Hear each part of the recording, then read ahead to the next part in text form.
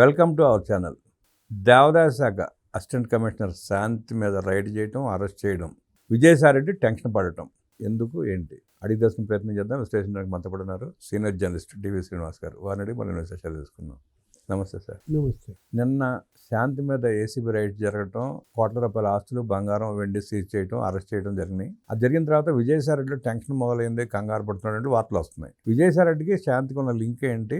ఆమెను అరెస్ట్ చేస్తే ఈయన ఎందుకు టెన్షన్ పడుతున్నాడు అంటారు? అంటే ఎండోమెంట్ శాంతి ఆమె అపాయింట్మెంట్ దగ్గర నుంచి ఆమె సస్పెన్షన్ దాకా, లేదు ఆమె మొదటి పెళ్ళి, ఆ తర్వాత రెండో పెళ్ళి, ఆ బిడ్డ, వీటన్నిటిల్లో కూడా సాయిరెడ్డి ఆయనపై ఆరోపణలు, వివాదాలు. అదే కదా పతి పత్ని ఎవరు ఓ. ఇప్పుడు మదన్ మోహన్ మరి ఈమె భర్త, ఆయనే ప్రెస్ మీట్లు పెట్టి ఎన్ని ఛానల్స్లో మాట్లాడాడో. అసలు ఇద్దరు పరస్పరం ఒకళ్ళనొకళ్ళు విమర్శలు ఎలా చేసుకున్నారు. ఆ తర్వాత ఎవరో ప్లీడర్ని పెళ్లి చేసుకుందన్నారు సుభాష్.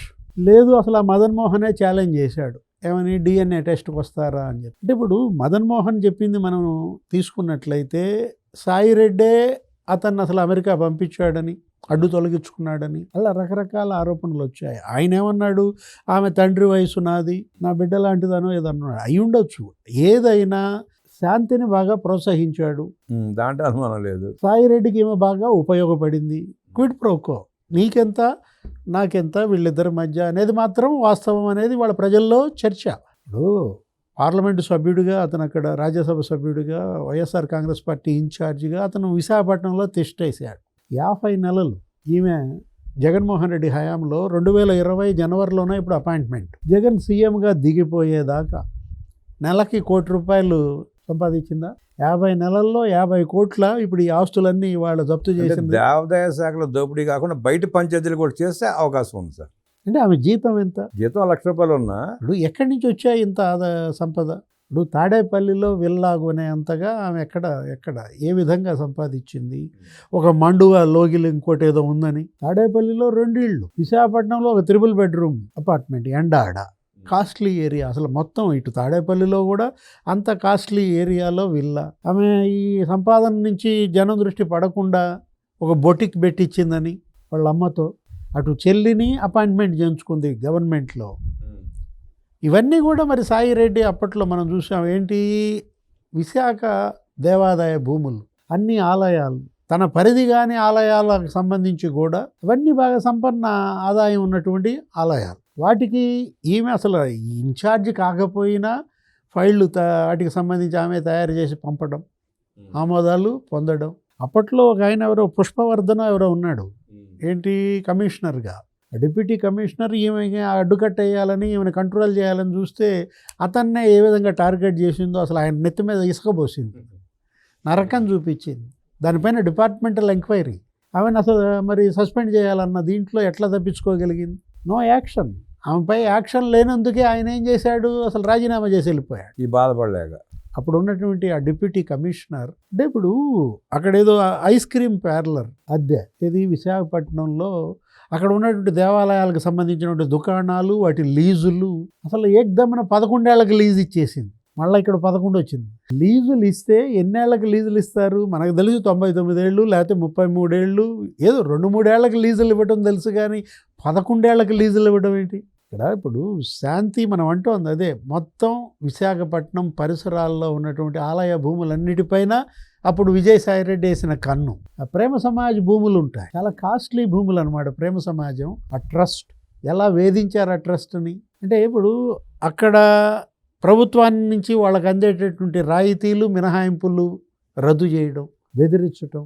అంటే సాయిరెడ్డికి వాళ్ళు లొంగలేదని ప్రేమ సమాజాన్ని నానా ఇబ్బందులు పెట్టారు. అసలు మామూలు టార్చర్ కాదనమాట ఈమె అప్పుడు పెట్టిన వేధింపులు, ఇబ్బందులు. ఇప్పుడు దీనిపైన అసలు ఒక ప్రత్యేకమైన సిట్ వేయాలంటోంది. అదే ఏది, దేవాదాయ శాఖలో ఇలాంటి శాంతిళ్ళు ఎంతమంది ఉన్నారు? అప్పుడు వెల్లంపల్లి శ్రీనివాస్ అప్పుడు మినిస్టర్, దేవాదాయ శాఖ మంత్రిగా రాజమండ్రి అక్కడ సత్రం భూములపై అతను కన్నేయడం. ఎక్కడ విజయవాడలో కూడా అక్కడ మరి వెల్లంపల్లి శ్రీనివాస్ భూముల కబ్జా, సత్రం భూములు. అంటే నాయకులకు అట్లా సహకరిస్తే ఆవిడ చూసుకునేది ఆవిడ చూసుకుంది. ఇప్పుడు మొత్తం ఇవాళ అటు అనకాపల్లి జిల్లా, ఇటు విశాఖ జిల్లా, ఇక్కడ ఎన్టీఆర్ జిల్లా, 3 చోట్ల కూడా కావాలని ఈమెను అడ్డం పెట్టుకుని వైసీపీ నాయకులు ఏ విధంగా దేవాదాయ శాఖలో దోపిడీ జరిగిందనేది ఇవాళ ఒక ప్రత్యేకమైనటువంటి దర్యాప్తు చేస్తే తప్ప, ఒక స్పెషల్ ఇన్వెస్టిగేషన్ టీం వేస్తే తప్ప మొత్తం అన్నీ బయటికి రావు. ఎందుకంటే అదొక పరమ పవిత్రమైనటువంటి పుణ్య శాఖ.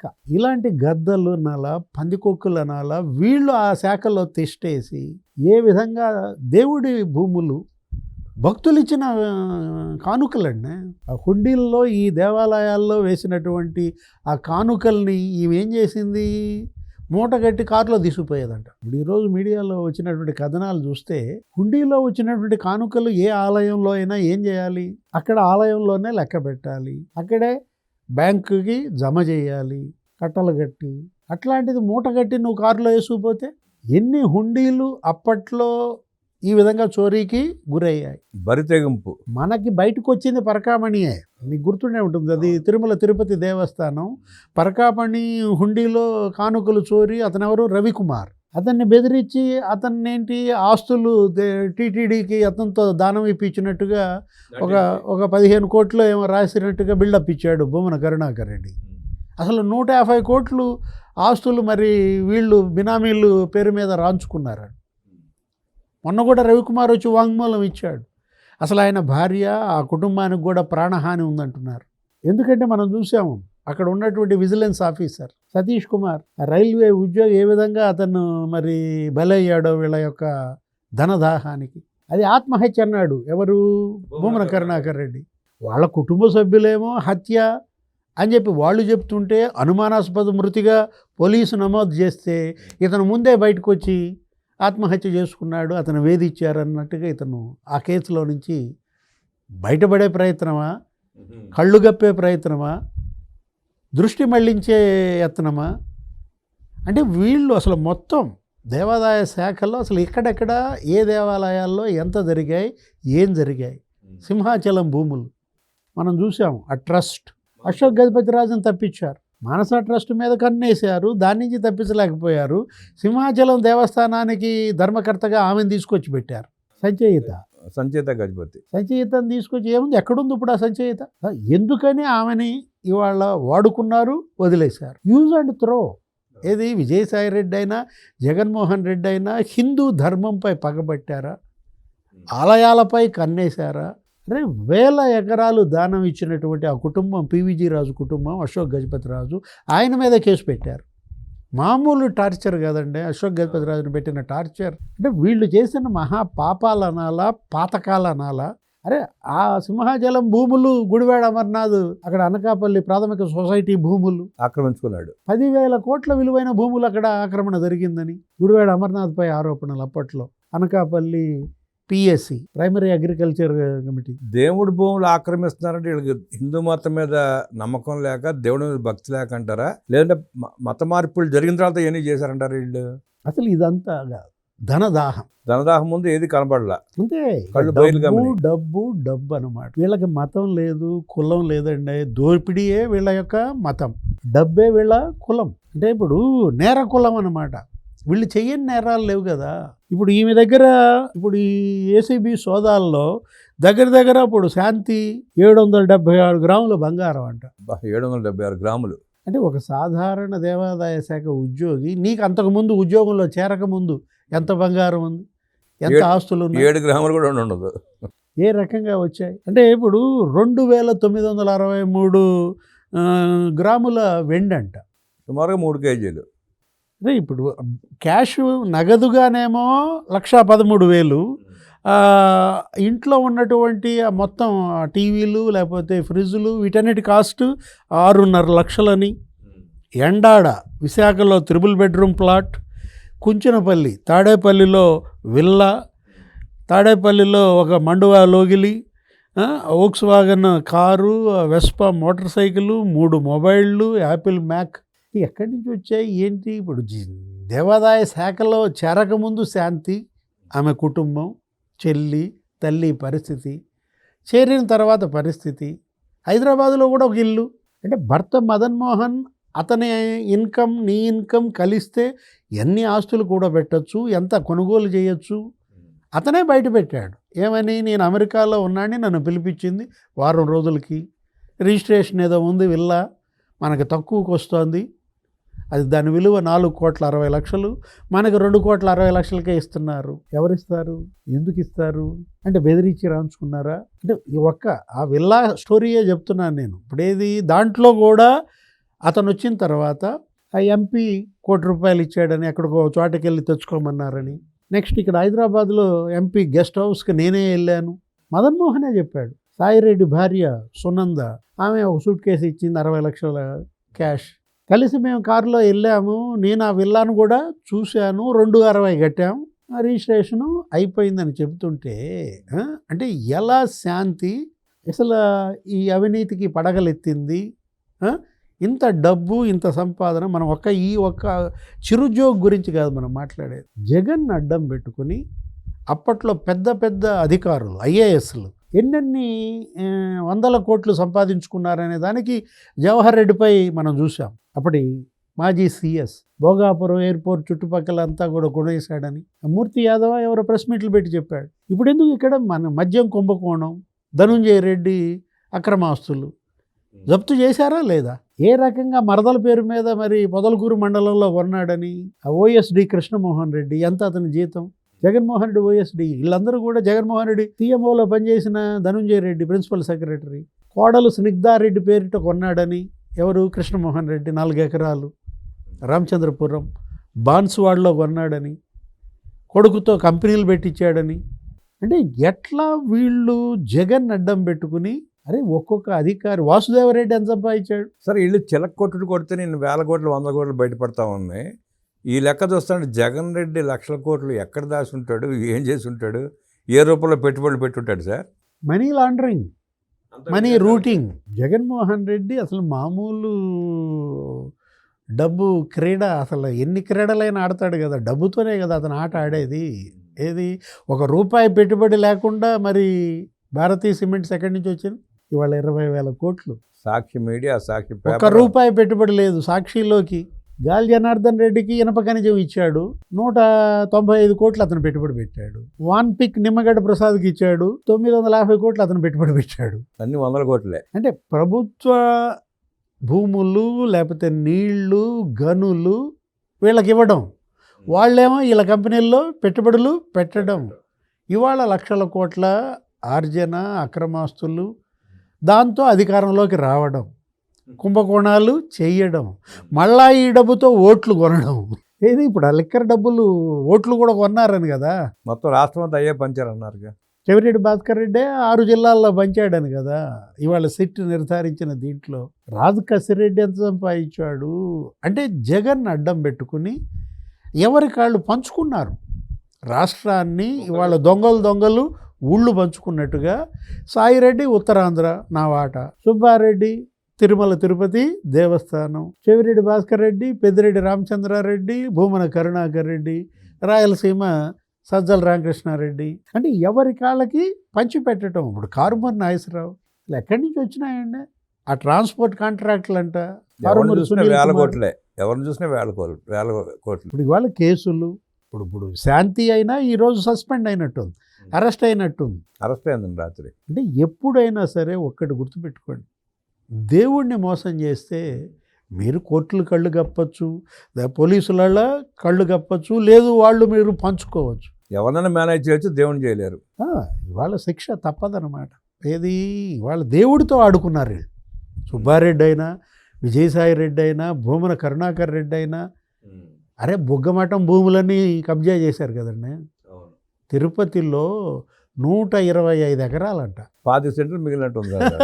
అదేమంటే గోశాల గట్టే అంటున్నాడు. అంటే వీళ్ళకి గోశాల అనేది ఒక ముసుగు. ఎవరు భూమన కరుణాకర్ రెడ్డికైనా పెద్దిరెడ్డి రామచంద్రారెడ్డికైనా గుడి కట్టా అంటాడు. వైఎస్ఆర్ కాంగ్రెస్ పార్టీ కార్యాలయం కూడా కట్టాడంట దాంట్లోనే. అదేమంటే నాకు తెలియకుండా మా తమ్ముడు కొన్నాడని చెప్తా. మీరు ఒక ప్రభుత్వ అధికారిగా నీ బాధ్యత ఏంటి? నువ్వు ఆ బాధ్యతను నువ్వేం చేసావు? ఇవాళ ఫలితం అనుభవిస్తున్నావు. ఇప్పుడు 763 గ్రాముల బంగారం పెట్టుకుంటా. ఇప్పుడు లాకర్ ఉందంట, ముందు దాని సంగతి చూడండి. ఇప్పుడు ఆ లాకర్ ఓపెన్ చేస్తే ఇంకా ఎక్కడెక్కడ ఎంత దాచిందో తెలియదు. ఏ బంగారం బయటకు వచ్చుద్దో, ఏ వెండి బయటకు వస్తుందో. ఇప్పటి వరకు ఆ బ్యాంకుల్లో ఉన్న డాక్యుమెంట్స్ కూడా ఏసీబీ ఇచ్చినట్టుంది నోటీసు. మరి రేపు మాపో ఇస్తారు. ఆ ఎండాడ ప్లాట్ కానీ ఇప్పుడు ఈ తాడేపల్లి విల్లా కానీ మొత్తం డాక్యుమెంట్స్. అంటే ఈ కాంక్ష ఏది ఈ డబ్బు కాంక్ష. డబ్బు కాంక్ష. వీళ్ళు ఏంటి, ఇక ఇప్పుడు పేదరికం అనుభవించారా, కష్టాలు పడ్డారా, ఇప్పుడు డబ్బులు కళ్ళ ముందు కనపడేసరికి ఇక భోగాలు విలాసం దీన్ని వాళ్ళు క్యాష్ చేసుకున్నారు. ఎవరు, జగన్మోహన్ రెడ్డి అయినా లేకపోతే విజయసాయి రెడ్డి అయినా ఇప్పుడు పెద్దిరెడ్డి రామచంద్రారెడ్డి అయినా వీళ్ళకి అధికారులు బలయ్యారు, బలి పశువులు అయ్యారు, స్కేప్ గోడ్స్. ఇప్పుడు ధనుంజయ రెడ్డి ఏం చేస్తాడండి, ఇప్పుడు జవహర్ రెడ్డి, ధనుంజయ రెడ్డి, లేకపోతే కృష్ణమోహన్ రెడ్డి, ఇప్పుడు వీళ్ళందరూ కూడా ధర్మారెడ్డి మళ్ళా జగన్ సీఎం అయితే మాకేదో మెరమెచ్చు తొడుగుతాడనా వీళ్ళ ఆశ. శ్రీలక్ష్మికి ఏం తొడిగాడు, అప్పుడు వైఎస్ రాజశేఖర్ అప్పుడు బలైపోయిన ఐఎస్లకి ఏం తొడిగారు, అందరూ బలైపోయారుగా. ఇక జగన్ తెలుసుకున్నారు, జగన్మోహన్ రెడ్డికి అవకాశం ఇచ్చారు. అవకాశం ఇచ్చినప్పుడు పాపం శ్రీలక్ష్మికి మళ్ళా న్యాయం చేశాడు. ఏది, రాజశేఖర రెడ్డి టైంలో శ్రీలక్ష్మి జైలుకి వెళ్ళి ఆరోగ్యం దెబ్బతిన్నా జగన్ సీఎం కాగానే పట్టుకొచ్చాడు, మళ్ళీ ఏదో ఇచ్చాడు, మళ్ళా మేసింది. ఏదో పదవి ఇచ్చాడు కానీ సమాజంలో పోయిన పరువు తిరగలేదు, తలకాయ పైకెత్తే పరిస్థితి లేదు. వీళ్ళకి పరువు ఎందుకండి, వీళ్ళకేంటి కావాల్సింది, డబ్బు. అంటే ఆ డబ్బు కోసం దేనికైనా దిగజారుతారు, తెగిస్తారు. అలాంటి వాళ్ళనే ఈయన సెలెక్ట్ చేసుకుంటాడు. జగన్మోహన్ రెడ్డి మామూలుగా తనకు కావాల్సినటువంటి వాళ్ళని ఎక్కడెక్కడ ఎవరెవరు ఏంటి అనేది బాగా స్కాన్ చేస్తాడు, వాళ్ళని ఎంపిక చేసుకుని ఆ స్థానాల్లో పెడతాడు. ఇతను సిఎస్, ఇతనికి మైనింగు. ఎవరికైనా తెలుసా వెంకటరెడ్డి ఎక్కడో కోస్ట్ గార్డ్స్లో ఉన్నాడని వాడిని స్కాన్ చేసి పట్టుకొచ్చి అక్కడ పెట్టేసేసి మొత్తం మైనింగ్. ఇప్పుడు వెంకటరెడ్డిని అడ్డం పెట్టుకుని ఎలా దోచారు, ఎవరా వాసుదేవరెడ్డి, ఆ రైల్వేలో ఉన్నాడిని పట్టుకొచ్చి అతనికి 2 పోస్టులు ఇచ్చి బేవరేజెస్ కార్పొరేషన్ అని చెప్పి అతనితో చెయ్యకూడని పనులన్నీ చేయించారు. చివరికి ఏదో అతను ఏమనుకుంటాడు, వీళ్ళందరిలో కూడా పరివర్తన రాదు. ఇప్పుడు ఈ అధికారులు ఇవాళ జైళ్ళకి వెళ్ళినా అబ్బో జగన్ దేవుడనే అంటారు. జైల్లో 4 రోజులు ఉంటే ఇంతే కదా, మనకు 100 కోట్లు 200 కోట్లు వచ్చినాయి కదా అనే ఫీలింగ్లో ఉన్నారేమో సార్ వాళ్ళు. గతంలో ఏంటంటే జగన్ ఒక్కడే, ఇప్పుడు వందలు వేల సంఖ్యలో జగన్లని ఉత్పత్తి చేసి సమాజం మీద వదిలాడు. ఏది, వాళ్ళ గ్రామాన ఒక జగన్ వచ్చాడా లేదా, అది అతనికి సంతృప్తి. సరే, అధికారం ఉన్నప్పుడు విజయసాయి రెడ్డిని అడ్డం పెట్టుకుని ఆయన వాడుకుంది, ఆయన వాడుకున్నాడు, దోచుకున్నారు రాష్ట్రాన్ని. ఇప్పుడు అధికారం లేదు, విజయసాయి రెడ్డి ఎంపీ కూడా కాదు, ఆవిడ అరెస్ట్ అయింది. ఇప్పుడు విజయసాయి రెడ్డి పరిస్థితి ఏంటి, ఆయన కూడా అరెస్ట్ అయ్యే అవకాశం ఉందా, ఇప్పుడు సహకరించే అవకాశం ఉందంటారా? Escape, Vijayasai Reddy escape. ఇప్పుడు మామూలుగా ఇప్పుడు జగన్మోహన్ రెడ్డి శిష్యుడా లేదు అసలు జగన్మోహన్ రెడ్డికి గురువా? జగన్మోహన్ రెడ్డి గురువే. ఏంటి, ఇప్పుడు అసలు రాజారెడ్డి దగ్గర, రాజశేఖర రెడ్డి దగ్గర, జగన్మోహన్ రెడ్డి దగ్గర మామూలుగా రాటు తేలినాడా? ఇట్లాంటి వాళ్ళని ఆయన ఏముంది అప్పుడనే వాడుకుని వదిలేయటమే కదా. వ్యవసాయం చేసుకుంటున్నాడా, ఏదో అప్పుడప్పుడు ట్వీట్లు పెట్టి తళుక్కుమని మెరుస్తున్నాడా? మళ్ళీ అరెస్ట్ చేసిన రాజమండ్రి సెంట్రల్ జైల్లో కూడా వ్యవసాయం చేసుకునే అవకాశం ఉందిగా, మళ్ళా వస్తానంటున్నాడా? అంటే ఇప్పుడు ఒకటి, ఇంతవరకు అసలు విజయసాయి రెడ్డిని ఎందుకని పిలవాల విచారణకి? సిట్ ఇప్పుడు ఆ కేసు ఉంది, ఇది లిక్కర్ కేసు ఉంది కదా, అన్ని కేసులో ఉన్నాడు. లిక్కర్ కేసులో మళ్ళీ 10 రోజుల్లో మీరు రావాల్సి వస్తుంది అని చెప్పి ఇప్పటికి 6 నెలలు అయింది. ఇంకా 10 రోజులు ఇంకా వాళ్ళకి టైం వచ్చినట్టు లేదు. నేను ఇప్పుడు ఒకసారి మళ్ళీ నోటీస్ పంపినట్టున్నారు, నేను మళ్ళీ 10 రోజుల తర్వాత వస్తానో ఏదో దానికి సమాధానం ఇచ్చినట్టున్నాడు. ఇప్పటికి అలాంటి 10 రోజుల్లో 100 అయిపోయాయి. అంటే ఇప్పుడు సాయి రెడ్డిని ఇంతవరకు కూడా సిట్ మళ్ళీ లిక్కర్ కేసులో ఈ విచారణకి పిలవకపోవడం, ఇప్పుడు అందులో ఇన్వాల్వ్మెంట్ అతనే అసలు 100 కోట్లు ఇప్పించింది వాళ్ళకి. ఆయన చెప్పాడు స్వయంగా, పెట్టుబడి నేనే ఇప్పించానన్న తప్పుడు అసలు ఆ 100 కోట్లు నీకు ఎక్కడవి, వాటికి అసలు మీరు ట్యాక్సులు కట్టారా, అది వైటా బ్లాకా? ఇప్పుడు మా అరవిందో వాళ్ళ దగ్గర తెప్పించి ఇప్పించానన్నాడు, మరి శరత్ చంద్రారెడ్డిని విచారించారా? అసలు అంత క్యాష్ ఎందుకు ఉంది, ఎట్లా ఉంది? అసలు ఆదాన్ డిస్టిలరీ ఎవరిది? రోహిత్ రెడ్డి ఎవరో ఉన్నారు కదా, పెనికే రోహిత్ రెడ్డి, వీళ్ళ అల్లుడా ఎవరు? ఇప్పుడు వాళ్ళు ఏ విధంగా ఇందులో ఇన్వాల్వ్ అయ్యారు, దానికే 1150 కోట్లు ఇచ్చారన్నారు. ఆదాన్ డిస్టిలరీ అసలు ఉందా? ఇవన్నీ కూడా ఇవాళ లిక్కర్ కేసు కూడా ఒక కొలిక్కి రాలేదు. ఆ దర్యాప్తును మరి అట్లా ఏది సగం చేసి వదిలేయటం కాదు కదా, లాజికల్ ఎండ్కి తీసుకెళ్ళాలి, దోషుల్ని కఠినంగా శిక్షించాలి. ఎందుకంటే అది 1,00,000 మంది పైగా చనిపోయారు వీళ్ళ మద్యం దాగి. అప్పట్లో 40-50 లక్షల మంది లివర్ కిడ్నీస్ దెబ్బతిన్నాయన్నారు. దాంట్లో దోషుల్ని శిక్షించడం కాదు, జప్తు చేశారు కొంత సొమ్ము, అది జప్తు చేయటం కాదు, మొత్తం ఇవాళ ఆ డబ్బు జప్తు చేసింది, ఇంకా మిగతా డబ్బు అంతా బాధితుల సంక్షేమం కోసం వాడాలి. ఇప్పుడు ఇది కూడా ఏది, ఇప్పుడు ఈ దేవాదాయ శాఖలో ఇప్పుడు అటు తిరుమల తిరుపతి దేవస్థానంలో ధర్మారెడ్డి పరిస్థితి ఏంటి? సుబ్బారెడ్డి, భూమన కరుణాకర్ రెడ్డి వాళ్ళ యొక్క ఇన్వాల్వ్మెంట్, వాళ్ళు సంపాదించిన ఆస్తులు, ఇప్పుడు ఈ శాంతి, ఇప్పుడు ఈమె అధికారి కాబట్టి మీరు ఇవన్నీ సీజ్ చేశారు. మరి అవి సుబ్బారెడ్డి ఆస్తులు ఎంత కొన్నాడు 5 ఏళ్లలో తిరుమల తిరుపతి దేవస్థానం చైర్మన్గా? భూమన కరుణాకర్ రెడ్డి ఆస్తులు ఏంటి? 5 ఏళ్లలో కొడుకు పేరిట ఎంత కొన్నాడు, కోడల పేరిట ఎంత కొన్నాడు? ఎక్కడి నుంచి వచ్చింది ఈ సంపద? ఈ మొత్తం చెవిరెడ్డి భాస్కర్ రెడ్డి లిక్కర్ కేసులో అతను ఏదో పెద్దగా సంపాదించాడు, బోళ్ళు భూములు కొన్నాడన్నారు, రేణుగుంటలో కొన్నాడన్నారు, గూడూరులో కొన్నాడన్నారు, అమ్మాడన్నారు. ఆ డబ్బంతా మరి వాళ్ళ జనం డబ్బు కదా. మొత్తం జగన్ హయాంలో వీళ్ళు ఎవరు? పాలకులు, ప్రజాప్రతినిధులు కొల్లగొట్టిన డబ్బు, అధికారులు, జవహర్ రెడ్డి అయినా, ధనుంజయ రెడ్డి అయినా, లేకపోతే ధర్మారెడ్డి అయినా, వాసుదేవరెడ్డి అయినా, చివరికి ఈ శాంతి అయినా. ఇప్పుడు ఈ శాంతి దగ్గర ఏదో జప్తు చేశారు కదా. ఈ మొత్తం అందరి దగ్గర జప్తు చేయాలి, అది జాతికి ఉపయోగించాలి. అప్పుడు ఇవాళ జనం సాటిస్ఫాక్షన్. శాంతి అరెస్ట్, విజయసాయిరెడ్డి జంప్ అంటూ విశ్లేషించిన డివి శ్రీనివాస్ గారికి ధన్యవాదాలు తెలియజేస్తూ నమస్కారం.